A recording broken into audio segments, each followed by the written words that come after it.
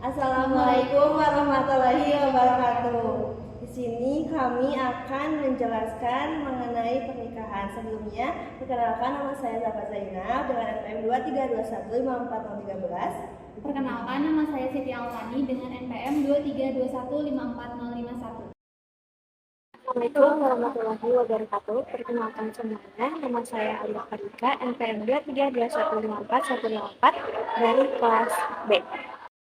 Yang pertama yaitu definisi pernikahan. Pernikahan menurut istilah yaitu ialah akad yang memberikan faedah hukum kebolehan atau kehalalan yang mengadakan hubungan keluarga yaitu suami istri antara pria dan wanita dan mengadakan tolong-menolong dan memberi batas hal bagi pemiliknya serta pemenuhan kewajiban masing-masing. Adapun hukum menikah yang pertama yaitu wajib. Menikah hukumnya wajib bagi yang mampu untuk menikah untuk memenuhi kewajiban sebagai suami atau istri dan khawatir dirinya akan terjerumus pada zina. Dengan demikian, pernikahan menjadi wajib bagi dirinya dan menjadi solusi akan dapat menjaga kehormatannya. Yang kedua yaitu sunnah. Di tengah masyarakat sering ada ungkapan menikah adalah sunnah Nabi. Hal ini benar adanya. Sunnah adalah perkara yang dianjurkan dan tidak berdosa jika ditinggalkan.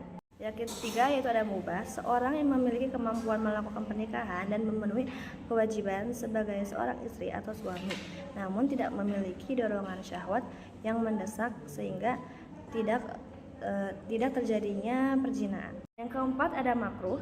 Hukum menikah menjadi makruh jika seorang memiliki kemampuan untuk menikah, memiliki kemampuan menahan diri untuk tidak melakukan kemaksiatan atau perzinahan, atau bisa menahan syahwat.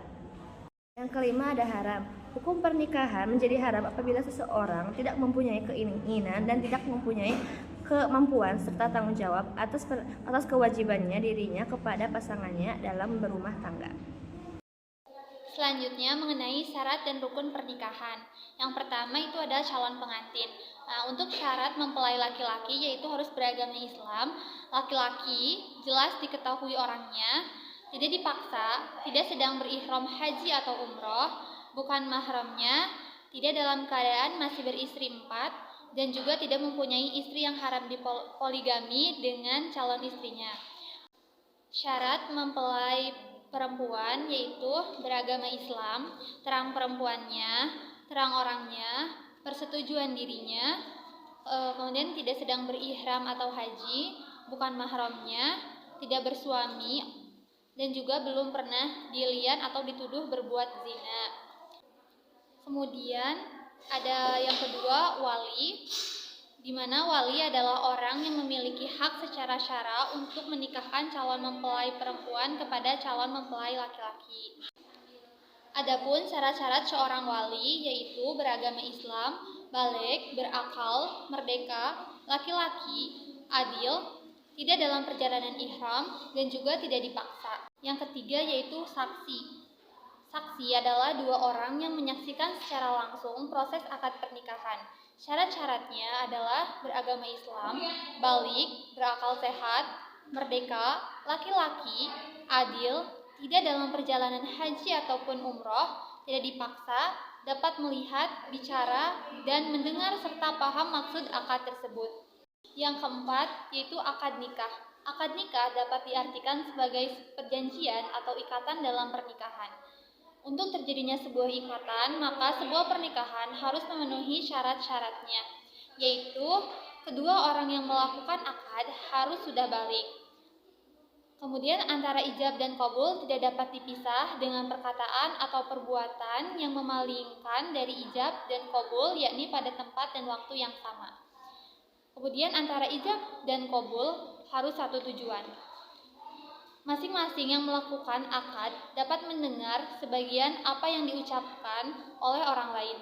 Dan calon mempelai wanita harus disebut dalam ijab dan qabul baik dengan nama terangnya maupun dengan hal domir. Kemudian yang kelima, mahar. Mahar adalah pemberian pihak laki-laki kepada perempuan saat pernikahan. Jumlah dan jenis mahar tidak ditentukan dalam Islam, tetapi disesuaikan dengan kemampuan laki-laki. Mahar harus memenuhi syarat sebagai harta atau barang berharga, barang yang suci, memiliki hak milik dan jelas barangnya. Selanjutnya mengenai tujuan pernikahan. Tujuan pernikahan atau perkawinan adalah untuk menghalalkan hubungan suami istri untuk memenuhi tuntutan kebutuhan biologis dan psikologis kemanusiaan, mewujudkan suatu keluarga dengan dasar cinta kasih dan untuk memperoleh keturunan yang sah berdasarkan peraturan agama dan hukum yang berlaku. Kemudian adapun fungsi keluarga sakinah antara lain, yang pertama fungsi individual, yaitu meningkatkan derajat kemanusiaan dan ibadah keluarga yang berfungsi sebagai sarana untuk meningkatkan derajat kemanusiaan, memelihara diri dari perbuatan keji dan juga mungkar. Kemudian memperoleh ketenangan dan ketentraman jiwa, menimbulkan dorongan, kesungguhan dalam menjalankan kewajiban, dan juga fungsi keluarga yang lain adalah untuk melanjutkan keturunan. Keturunan yang diperoleh di dalam kehidupan keluarga merupakan modal bagi kelangsungan spesies manusia. Kemudian yang kedua ada fungsi sosial, yaitu ada keluarga berfungsi sebagai benteng moral bangsa dalam ruang lingkup yang kecil. Kemudian fungsi keluarga sebagai lembaga pendidikan, di mana ini terwujud di dalam tanggung jawab orang tua sebagai pendidik pertama dari anak-anaknya.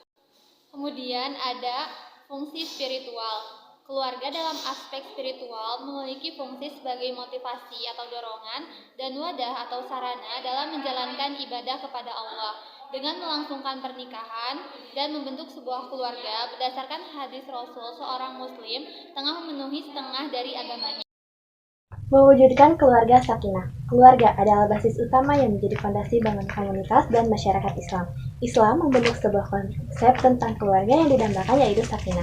Sebuah keluarga dikatakan sakinah apabila suasana di dalam keluarga tersebut penuh dengan ketenangan, ketentraman, dan kebahagiaan serta terpeliharanya ketaatan dan kepatuhan di antara sesama anggota keluarga untuk saling menjaga keutuhan dan kesatuan sehingga terbina rasa cinta dan kasih sayang di dalam keluarga demi memperoleh keridhaan Allah Subhanahu wa taala. Istilah keluarga sakinah mawadah warahmah atau samara terdapat pada Quran Surat Ar-Rum ke-30 ayat 21. Untuk mewujudkan keluarga yang sakinah mawadah warahmah, yang pertama persiapan pernikahan. Langkah awal dalam proses pernikahan adalah mencari pasangan atau calon untuk dinikahi. Dalam mencari calon pasangan ini, Rasulullah memberikan prinsip bagaimana kita harus memilih perempuan yang hendak kita nikahi. Terdapat pada hadis riwayat Bukhari yang artinya wanita dinikahi karena 4 hal: hartanya, nasabnya, kecantikannya, dan agamanya. Pilihlah yang memiliki agama maka kalian akan beruntung. Adapun persiapan pernikahan meliputi hal sebagai berikut. Yang pertama, persiapan ilmu. Yang kedua, persiapan mental atau psikologis menghadapi pernikahan. Mempersiapkan diri untuk berlapang dada menghadapi segala kekurangan pasangan adalah hal yang mutlak diperlukan. Begitu juga cara-cara mengkomunikasikan pikiran dan perasaan kita dengan baik kepada pasangan juga perlu diperhatikan agar emosi negatif tidak mewarnai rumah tangga. Yang ketiga, persiapan ruhiyah atau spiritual. Menikah itu ibadah. Oleh karena itu, seluruh proses yang dilalui dalam pernikahan itu harus nuansa ibadah. Proses sebelum nikah sampai pernikahan itu sendiri juga setelah menikah tidak boleh jauh dari nuansa penghambaan diri kepada Allah Subhanahu wa taala. Sebelum menikah, peningkatan kualitas diri dan kualitas ibadah mutlak diperlukan. Berdoa kepada Allah untuk mendapatkan suami dan anak-anak yang saleh menjadi penyejuk hati. Yang keempat, persiapan fisik. Yang kelima, persiapan ekonomi atau harta. Pernikahan merupakan peristiwa yang besar dalam hidup seseorang sehingga dalam proses pernikahan diperlukan biaya yang cukup. Oleh karenanya, sebelum menikah disiapkan terlebih dahulu bekal materi untuk melaksanakannya seperti mahar dari laki-laki untuk diberikan kepada perempuan dan untuk acara walimah al-usri atau pesta pernikahan. Yang kedua, proses pernikahan. Dalam proses pernikahan, seseorang harus memenuhi semua syarat dan rukun yang telah ditetapkan seperti yang dibahas pada materi sebelumnya. Setelah semua persyaratan terpenuhi, selanjutnya mendaftar ke kantor urusan agama atau KUA untuk mendaftarkan dan mengikuti tahap selanjutnya berdasarkan aturan hukum yang berlaku agar pernikahan tercatat di pencatatan sipil atau diakui oleh negara. Setelah mendaftar ke KUA, proses pernikahan bisa dilangsungkan dengan disaksikan oleh pihak KUA. Selanjutnya, diberikan bukti pernikahan berupa buku nikah untuk masing-masing pasangan. Setelah akad berlangsung, disunahkan untuk menyelenggarakan walimah al-usri atau pesta pernikahan. Walimah al-usri ini tujuannya adalah memberitahukan bahwa telah terjadi pernikahan di antara pasangan yang menikah sehingga terhindar dari fitnah di masyarakat. Walimah ini biasanya diselenggarakan tergantung adat istiadat di mana pasangan itu menikah. Tetapi yang penting dicatat adalah semua kegiatan tersebut tidak boleh bertentangan dengan syariat Islam. Bahkan dianjurkan untuk tidak bermegah-megahan atau pesta yang melampaui kewajaran masyarakat agar tidak terjadi kecemburuan sosial atau kemubaziran harta. Yang ketiga, membangun keluarga. Setelah melaksanakan pernikahan, maka suami dan istri terbentuklah sebuah lembaga keluarga yang akan menempati diri dalam berbagai hal di dalamnya. Sebuah keluarga harus memahami tujuan dibentuknya sebuah keluarga dalam Islam. Dalam setiap niat dan tingkah laku harus mengarah dan berupaya pada pematuhan tujuan sebuah keluarga. Abdurrahman An-Nawawi 1995 halaman 142 mengungkapkan bahwa tujuan terpenting dalam pembentukan keluarga adalah yang pertama, mendirikan syariat Allah dalam segala permasalahan keluarga. Kedua, mewujudkan ketentraman dan ketenangan. Yang ketiga, mewujudkan sunnah Rasulullah SAW. Yang keempat, memenuhi kebutuhan kasih sayang kepada anak-anak. Dan kelima, menjaga fitrah agar tidak menyimpang dari jalan yang salah.